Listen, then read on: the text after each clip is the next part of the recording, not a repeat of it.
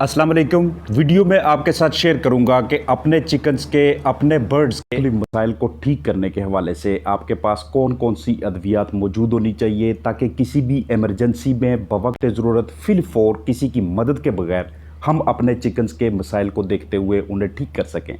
Bird का वज़न अगर 1 किलो से ज़्यादा हो, उसके ऊपर इकोलाई या साल्मोनेला या इस तरह के दूसरे जरसूम में हमलावर हों तो 0.2 ml के हिसाब से हम उन्हें जेंटामाइसिन इंजेक्शन लगाते हैं। फर्टिलिटी की इशू आए तो हम अपने चिकन्स को विटामिन ई सेलेनियम का लिक्विड डोज के मुताबिक इंजेक्शन लगाते हैं। ऑक्सीटेट्रासाइक्लिन 1 किलो के बर्ड को 0.1 ml पट्ठों के अंदर लगाते हैं। ये उस वक्त कि जब आपके चिकन्स के अंदर मुख्तलिफ़ अक़साम के इन्फेक्शंस हों, चाहे वो CCRD की वजह से हों या CRD की वजह से हों या फाउल कॉलरा की वजह से हों, ये वाला इंजेक्शन बहुत ज़्यादा हेल्पफुल रहता है। सांस की नाली में मसला हो या फिर हाजमे की नाली के अंदर मसला हो, उन्हें हम 0.1 ml फ़ी kg जिस्मानी के वज़न के हिसाब से अगर जेंटामाइसिन लगाते हैं लगातार 2 दिन तक, तो ये मसला ख़त्म होने के बहुत ज़्यादा चांसेस होते हैं। जिस्म में पानी की कमी हो तो ORS, अगर जिस्म में अमाइनो एसिड, विटामिन, इलेक्ट्रोलाइट की कमी हो, 1 किलो के बर्ड को 0.2 ml 0.2 cc इंजेक्शन हम लगाते हैं।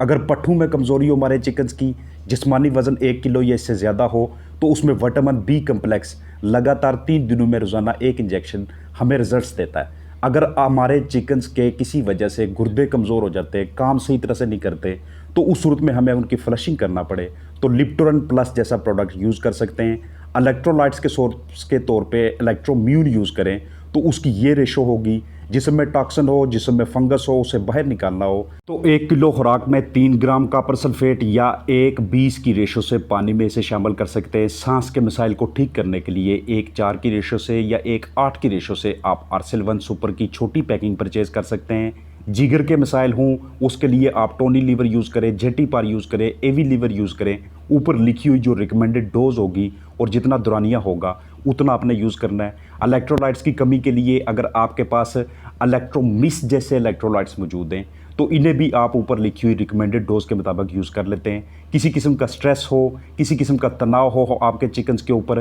तो ये एड एक्वा विटामिन C 25% आप 1:4 की रेशो से इजीली यूज़ कर सकते हैं, जितने दिनों के लिए ऊपर लिखा हुआ है। अगर आपके चिकन्स को इकोलाई, साल्मोनेला और इसके अलावा दूसरे जरसूम में हमलावर होते हैं तो उसके लिए एंटीबायोटिक्स का कोर्स करना हो तो ये वाला कम्बिनेशन आप जिसमें कोलिस्टिन, टाइलोसिन, डॉक्सीसाइक्लिन, ब्रोमोहेक्सिन शामिल हो, ये भी आपको बेहतरीन रिजल्ट्स देते हैं। विटामिन ई सेलेनियम के सोर्स के तौर पे आपके पास छोटी पैकिंग हो या बड़ी पैकिंग हो, ये आपके चिकन्स के बेहतरीन नताइज के लिए एक ज़रूरी चीज़ होती है। मल्टीविटामिन्स के तौर पे अगर आपके पास विदेलिन दस्तयाब है तो उसे यूज़ कीजिएगा, जो आगे चल के आपके साथ शेयर करूँगा, या फिर आप बड़ी पैकिंग यूज़ करना चाहें तो उसका भी इस्तेमाल आपको अच्छे नताइज देता है। ये तमाम अद्वियात उस सूरत में इस्तेमाल होती हैं कि जिस वक्त आपके चिकन्स को कोई मसला बनता है। अगर आप पहले से ही परहेज़ करके रखें, उन्हें स्ट्रेस से बचा के रखें, तो आपको स्ट्रेस फूड यूज़ करने की ज़रूरत नहीं है। अगर आप उनके जिस्म में इलेक्ट्रोलाइट्स की कमी ना होने दें, मैनेजमेंट को ठीक रखें, तो उस सूरत में इलेक्ट्रोलाइट्स या इस तरह के दूसरे टॉनिक्स का यूज़ करना भी लाजमी नहीं होता। टोनी लीवर आपके चिकन्स के जिगर को बेहतरीन तरीके से फ़ाल रखने के लिए इस्तेमाल होता है। इसमें मौजूद बीटेन और मल्टीविटामिन्स ये उसके फंक्शनल कंडीशन को अच्छी तरह से मेंटेन करते हैं। अगर आपके चिकन्स में सांस का मसला हो जाता है तो उस सूरत में आप अपने चिकन्स को कोलीवेटो 4800 या फिर डॉक्सीसाइक्लिन और उसके साथ कोई ना कोई ऐसा प्रोडक्ट जिसके अंदर bromhexine, eucalyptus oil, citrus oil, camphor, thymol, इस तरह की चीज़ें मौजूद हो। यानी कि जब भी किसी भी वजह से लाहक हो, चाहे वो हमारे चिकन्स को रानीखेत की वजह से हो, IB की वजह से हो या फिर कोई दूसरा जरसूमा हो, तो उस सूरत में कोलिस्टिन सल्फेट, डॉक्सीसाइक्लिन और इसके साथ किसी ऐसे प्रोडक्ट का यूज़ करना कि जो हमारे चिकन्स की सांस को बहाल करे, चाहे आप वेंटोलिन यूज़ करें, ये आपको बेहतरीन नताइज देंगे। इनके ऊपर डोज लिखी होती है, इनके ऊपर इनका दुरानिया लिखा होता है, लगातार 4 दिनों के लिए, 6 दिनों के लिए, 8 दिनों के लिए। आपके चिकन्स को अगर किसी वजह से सांस के अलावा उनकी आंतों में मसाइल बनना शुरू हो जाते हैं या आपके चिकन्स में टाइफाइड होना शुरू हो जाता है, एंड्रोफ्लॉक्सासिन का इस्तेमाल करना बड़े पैमाने पे बैक्टीरिया को ख़त्म करने के लिए, ये आपको अच्छे रिजल्ट्स देते हैं। इस तरह की कोई ना कोई ब्रॉड स्पेक्ट्रम एंटीबायोटिक आपके पास होनी चाहिए। डॉक्सीमेक्सी जिसमें कि कम्बिनेशन है कोलिस्टिन सल्फेट का, टाइलोसिन का, डॉक्सीसाइक्लिन का, ब्रोमोहेक्सिन का, ये आपके चिकन्स को इस तरह के इन्फेक्शन से बचाने के लिए अहम किरदार अदा करते हैं। अगर लंबे अरसे तक सांस का आर्जा चलता है तो उसके लिए डॉक्सीसाइक्लिन के साथ आप टिल्मिकोसिन फास्फेट का कॉम्बिनेशन बना लें, दोनों का अमेज़ा बना लें, दोनों को एक साथ आपने रोज़ाना 8 घंटों के लिए यूज़ करना है। ऊपर लिखी हुई जो रिकमेंडेड डोज होती है, जब भी आप इसकी पैकिंग को ओपन करें उसके बाद नीचे की जानब जो ग्रेन्स होते हैं, जो पाउडर होता है, उनको बगौर देख लीजिएगा कि वो एक दूसरे के साथ चिपके हुए ना हों, वो बिल्कुल अपनी दुरुस्त कंसिस्टेंसी में हों। इसके अलावा घरेलू पैमाने पे आप अपने चिकन्स में अगर कैल्शियम के सोर्स को पूरा करना चाहें तो उसके लिए आप लाइमस्टोन यूज़ कर सकते हैं। उसके लिए अंडू को उबाल के यूज़ करना, पालक का यूज़, दही का यूज़, मिल्क का यूज़, ये वाली चीज़ें आपके चिकन्स में कैल्शियम की कमी को पूरा करना शुरू कर देती हैं। अगर किसी वजह से हमारे चिकन्स को बुखार हो जाता है, नज़ला, ज़ुकाम, खांसी, जिस्म के मुख्तलिफ हिस्सों में दर्द होने लग जाता है, तो उस सूरत में आपके पास कैलपोल, ब्रूफिन, इस तरह की चीज़ें या एरिनेक लाजमी तौर पे मौजूद होना चाहिए। अचानक किसी भी तब्दीली की वजह से, दर्जा हरारत के बहुत ज़्यादा ऊपर नीचे होने की वजह से, नीचे बिछाली के ख़राब होने की वजह से, या किसी इन्फेक्शन की वजह से, वायरस बैक्टीरिया की वजह से हमारे चिकन्स में बुखार हो जाता है,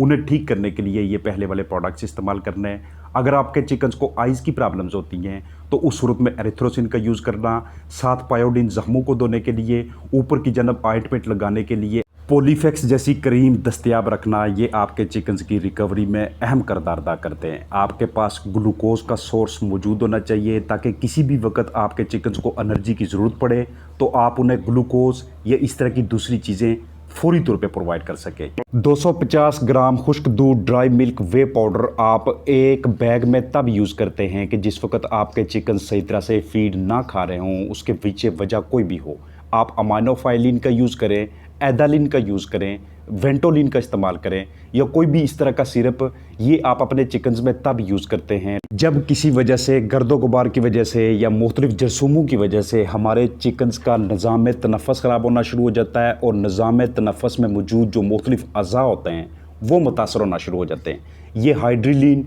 ब्रिटेनिल, ये इस तरह की चीज़ें आपको ह्यूमन मेडिकल स्टोर से भी दस्तयाब हो जाती हैं, ईजीली दस्तयाब होती हैं। अगर आपके पास बर्ड्स कम हों तो उस सूरत में आपको इन मेडिसिन्स की तरफ जाना चाहिए, क्योंकि जो बड़ी पैकिंग्स होती हैं वो आपको महंगी दस्तयाब होती हैं और वो आप लंबा अरसा तक अपने पास स्टोर भी नहीं कर सकते, क्योंकि जितनी लंबी स्टोरेज होती जाती है उतना उस मेडिसिन की एफिकेसी भी कम होती जाती है। अगर आपने कमरों की फ्यूमिगेशन करनी हो, सफाई सुथराई करनी हो, आपके चिकन्स को डायरिया हो जाए या फिर आपने डिसइंफेक्शन करनी हो, जरासीम कुशी करनी हो, तो उस सूरत में आपको फार्मालिन और उसके साथ पोटाशियम परमैंगनेट का कॉम्बिनेशन बनाना चाहिए। ये पानी की सफाई के लिए या ज़ख्मों को धोने के लिए या फिर आपके जो जितने भी आपके पास प्रीमिसेस मौजूद हैं, फार्म की मुख्तलिफ चीज़ें हैं, उनको साफ़ सुथरा करने के लिए। आपके चिकन्स में बम्बल फुट यानी कि उन्हें चंडी का मसला बन जाए या उनकी सीने की हड्डी पे ज़ख्म हो या अंडू की सतह को, अंडू के जो छिलके होते हैं उनकी सरफेस को हमने डिसइंफेक्ट करना हो, साफ़ सुथरा करना हो,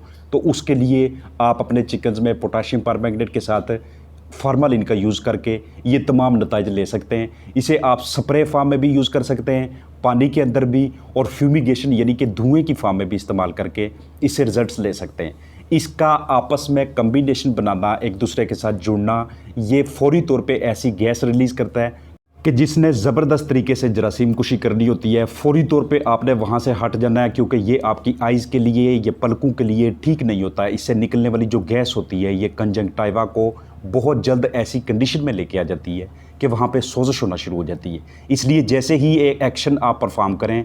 उस जगह को फिल फोर छोड़ने की कोशिश करें ताकि इस गैस से आपकी सेहत के ऊपर मुज़र असरात ना पड़े। ये वेंटोलिन सिरप है। जब आपके चिकन्स को सांस के मसला लाहक होना शुरू हो जाए तो उस सूरत में आपके पास अगर नंबर ऑफ़ बर्ड्स कम हों, बड़ी पैकिंग आप अफोर्ड ना कर पाएँ, तो ये चीज़ आपके लिए फ़ीज़िबल रहती है, आपके चिकन्स के लिए फ़ीज़िबल रहती है। इसकी डोज़ ऊपर आपको स्क्रीन पे दिखाई देगी। अगर आपके चिकन्स इस दौरान खाना पीना कम करते हैं तो ये मेडिसिन देने के साथ साथ आपने उनके मुंह में थोड़े थोड़े से खुराक के दाने या कोई भी ऐसी सॉफ्ट डाइट देनी है। आंखों का इन्फेक्शन होता है तो उस सूरत में आपने एमॉक्सिसिलिन एंटीबायोटिक का यूज़ करना और आंखों के अंदर कतरू के तौर पे मेगामॉक्स, ऑप्टाक्लोर, इस तरह के दूसरे टोबरा डी जैसे जो ड्रॉप्स होते हैं वो आपने दिन में 2-2 मरतबा यूज़ करने, ताकि जल्द से जल्द हमारे चिकन्स रिकवर होना शुरू हो जाएं। ये जैसे ही हम चीज़ें अपने चिकन्स में यूज़ करवाते हैं, उस दौरान साथ साथ हमें मैनेजमेंट के ऊपर भी ख़ास फोकस रखना पड़ता है, क्योंकि अगर डस्ट हुई इन्वायरमेंट के अंदर, अगर धूल कचरा हुआ, अगर हमने ख़ुद उन्हें साथ सपोर्ट ना किया तो उस सूरत में मेडिसिन ने सही तरह से एक्शन नहीं करना बॉडी के अंदर जाके। अगर हम चाहते हैं कि मेडिसिन का असर हो, हमारे बर्ड्स रिकवर हो जाएं, तो उसके लिए साथ साथ हमें उनके लिए माहौल भी इस तरह का रखना पड़ता है कि जिससे उनकी जल्द से जल्द सेहतयाबी को मुमकिन बनाया जा सके। पूरी उम्मीद है कि इस वीडियो में जितनी चीज़ें आपके साथ शेयर की हैं, ये सारी आपके बर्ड के लिए, अफलाक की हेल्थ के लिए बहुत ज़्यादा बेहतरीन साबित होने वाली हैं। अपना ख्याल रखिएगा। अस्सलाम वालेकुम वरहमतुल्लाहि वबरकातुहू।